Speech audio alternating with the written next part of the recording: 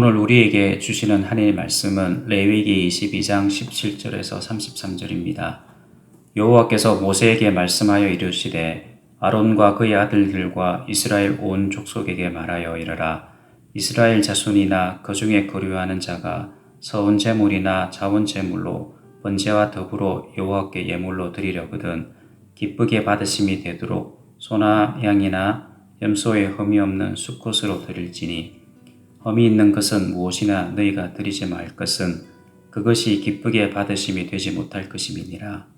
만일 누구든지 서원한 것을 갚으려 하든지 자의로 예물을 드리려 하여 소나 양으로 화목제물을 여호와께 드리는 자는 기쁘게 받으심이 되도록 아무 흠이 없는 온전한 것으로 할지니 너희는 눈먼 것이나 상한 것이나 지체에 배임을 당한 것이나 종기 있는 것이나 습진이 있는 것이나 비루 먹은 것을 여호와께 드리지 말며 이런 것들은 제단 위에 화제물로 여호와께 드리지 말라. 소나 양의 지체가 더하거나 덜하거나 한 것은 너희가 자원 제물로 쓰려니와 서원 제물로 드리면 기쁘게 받으심이 되지 못하리라. 너희는 고안이 상하였거나 치었거나 터졌거나 배임을 당한 것은 여호와께 드리지 말며 너희의 땅에서는 이런 일을 행하지도 말지며 너희는 외국인에게서도 이것을 받아 너희 하나님의 음식으로 드리지 말라. 이는 결점이 있고 흠이 있는 것인즉 너희를 위하여 기쁘게 받으심이 되지 못할 것임이니라. 여호와께서 모세에게 말씀하여 이르시되 수소나 양이나 염소가 나거든 이래 동안 그것의 어미와 같이 있게 하라. 여덟째 날 이후로는 여호와께 화제로 예물을 드리면 기쁘게 받으심이 되리라. 암소나 암양을 막론하고 어미와 새끼를 같은 날에 잡지 말지니라. 너희가 여호와께 감사 제물을 드리려거든 너희가 기쁘게 받으심이 되도록 드릴지며 그 제물은 그날에 먹고 이튿날까지 두지 말라. 나는 여호와니라. 너희는 내 계명을 지켜 행하라. 나는 여호와이니라.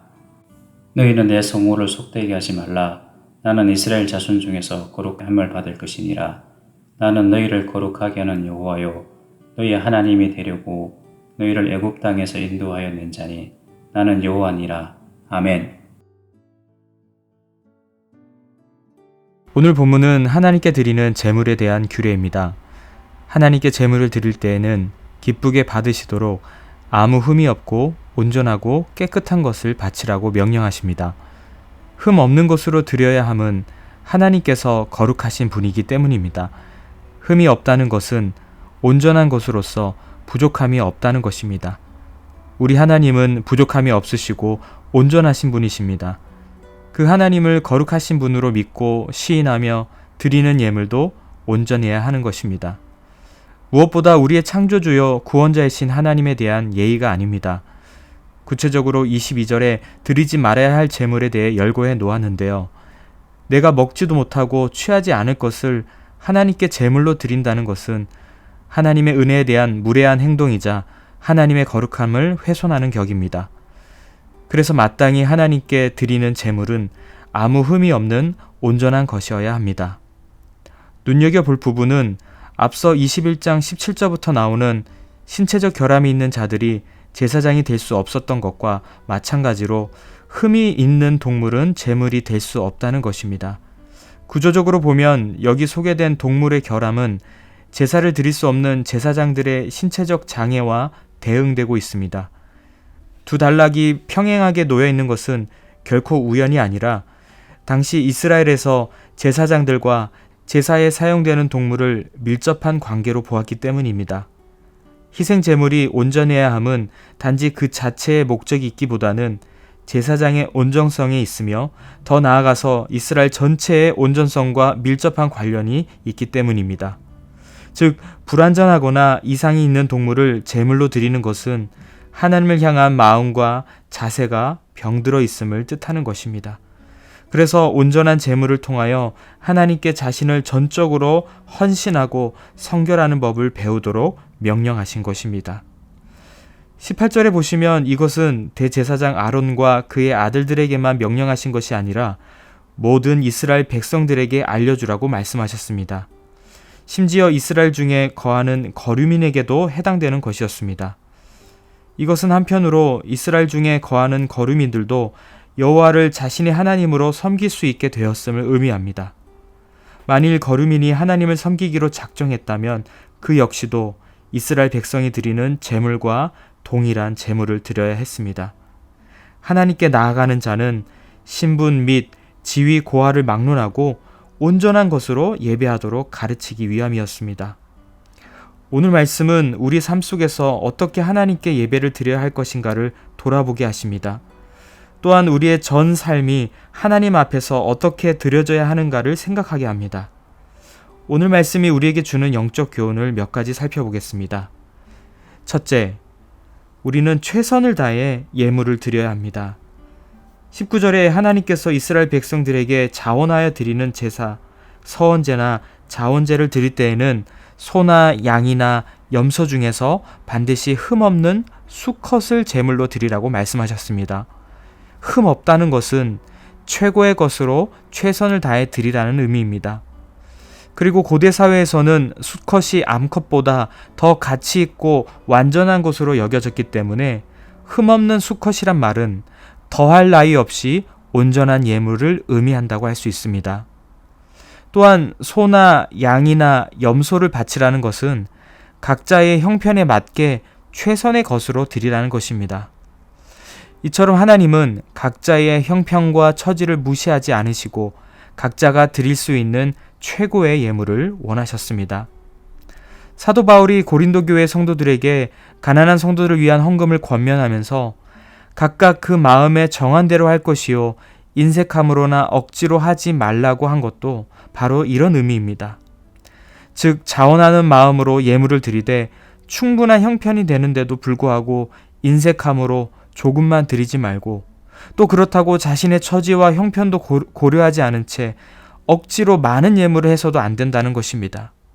만약 인색하여서 아까워하는 마음으로 하나님께 예물을 드린다면 그것은 하나님을 멸시하는 행위로 결코 하나님께 연락될 수 없습니다. 말라기 선지자 역시 이스라엘 백성들이 하나님께 온갖 흠이 있는 제물로 제사드렸던 것을 엄하게 책망하였습니다. 말라기 1장 8절에 만군의 여호와가 이르노라 너희가 눈먼 희생 제물을 바치는 것이 어찌 악하지 아니하며 저는 것 병든 것을 드리는 것이 어찌 악하지 아니하냐 이제 그것을 너희 총독에게 드려보라 그가 너를 기뻐하겠으며 너를 받아주겠느냐. 하나님께는 예물을 드려야 하겠는데 자기들이 보기에는 좋은 건 드리기 아까우니 좋지 않더라도 형식만 갖추면 된다고 예물을 드린 것이죠. 이것이 바로 인색함으로 드리는 것입니다. 하나님의 무엇이 부족해서 우리에게 예물을 받으시겠습니까? 예물에 담긴 우리의 마음을 보시는 것이지요. 그 마음은 예물을 어떻게 준비하느냐에 다 드러나게 됩니다. 그렇다고 해서 억지로 자신의 형편에 맞지 않는 거액의 예물을 드린다면 이것은 그 드리는 자에게 기쁨이 될 수 없을 뿐더러 오히려 그에게 올무와 시험거리가 될 것입니다. 그러므로 하나님께 예물을 드림에 있어서 인색함이나 만용으로 드려서는 안 됩니다. 마치 물질이 자신의 능력과 지혜로 얻은 자신의 것인 양 하나님께 드리기를 아까워해서도 안 되고 또 순간적인 감정에 사로잡혀 자신의 처지와 형편을 망각해서도 안 되는 것입니다. 오직 자신의 형편에 맞게 예물을 드리되 최선을 다해 기쁨으로 드리시기 바랍니다. 둘째, 온전한 삶을 드려야 합니다.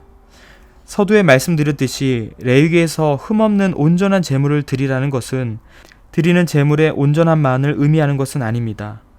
드리는 자의 온전함도 생각해야 합니다. 그래서 우리의 삶이 온전한지도 돌아봐야 할 것입니다. 즉 성실하고 정직하게 취한 예물이 아니라면 그것이 많은 예물이라 할지라도 하나님은 기뻐하지 않으십니다. 예를 들어 도박이나 고리대금, 갈취로 이득을 취하는 자가 그것으로 최선의 예물을 드린다고 한들 하나님이 기뻐 받으시지 않으실 것입니다. 여기에는 요행과 다른 사람의 희생이 들어있기 때문입니다. 하나님께서 기쁘게 받으시는 거룩한 예물을 드리기 원한다면 먼저 우리의 삶을 고쳐야만 합니다. 어떤 부정한 일을 하고 있다면 그 일을 버리고 오직 하나님과 사람 앞에서 부끄러움이 없는 정당한 일을 해야만 합니다. 심지어 죄인을 대신하여 희생당하는 짐승에게마저도 하나님은 최소한의 예를 지키십니다. 27절, 28절에 보시면 짐승 새끼를 제물로 드리는 경우 최소 7일 이상 그 어미 품에 둘 것과 새끼와 어미를 같은 날에 죽이지 말 것을 명령하십니다. 아무리 인간을 위해 희생당하지만 어미와 새끼를 함께 죽이는 것은 잔인하기 때문입니다. 하나님께서는 이처럼 사랑과 자비의 마음이 결여된 자의 예물을 받지 않으십니다. 왜냐하면 하나님께서 받으시는 것이 예물 그 자체가 아니라 그 예물을 드리는 자의 마음이기 때문입니다. 그래서 예수님께서 산상수 말씀에서도 이렇게 말씀하셨습니다. 마태복음 5장 23절 24절에 그러므로 예물을 제단에 드리려다가 거기서 내 형제에게 원망 들을 만한 일이 있는 것이 생각나거든 예물을 제단 앞에 두고 먼저 가서 형제와 화목하고 그 후에 와서 예물을 드리라. 곧 예물을 드리는 그 자체가 중요한 것이 아니라 그 예물을 드리는 자의 마음가짐과 삶이 중요하다는 것입니다. 아무리 값비싼 예물을 드릴지라도 그가 자신의 형제와 이웃 그리고 하찮게 여기는 짐승에 대하여서도 사랑과 자비를 베풀 수 있는 삶이 아니라면 그의 예물은 결단코 하나님께 연락되지 않을 것입니다. 그러므로 진심으로 하나님께서 기쁘게 받으시는 진정한 예물을 드리기 원한다면 먼저 우리의 마음과 삶을 바꿔야 합니다. 모든 불의한 마음을 버리고 오직 하나님과 이웃을 사랑하며 인애와 자비를 베풀 줄 아는 온전한 삶이 되어야 할 것입니다.